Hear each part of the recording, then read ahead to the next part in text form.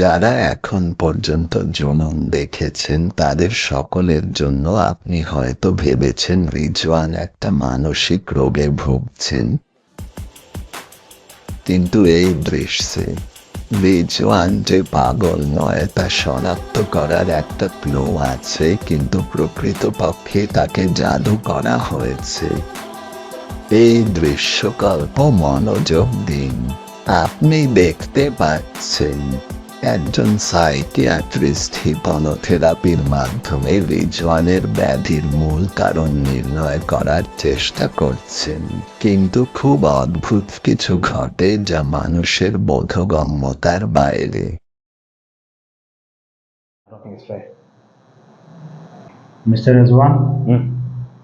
so what's bothering you on this age? The fact that I'm here, I don't think it's fair that I'm here. I shouldn't be here. What did I deserve? What did I do to deserve to be in here? Mr. Rizwan? Mr. Rizwan, is anyone else in your body? Mr. Rizwan? Am I speaking to Mr. Rizwan?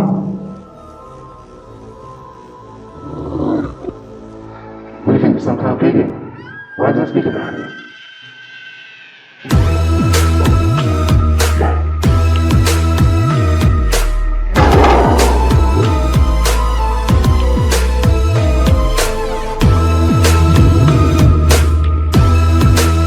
রিজওয়ানের কাছ থেকে একটি দানব এখন একটি প্রতিক্রিয়ার মাধ্যমে প্রকাশ পেয়েছে এবং এটি প্রমাণ করতে প্ররোচিত হয়েছে যে রিজওয়ান একজন পাগল এবং অন্যদের জন্য ধ্বংসাত্মক।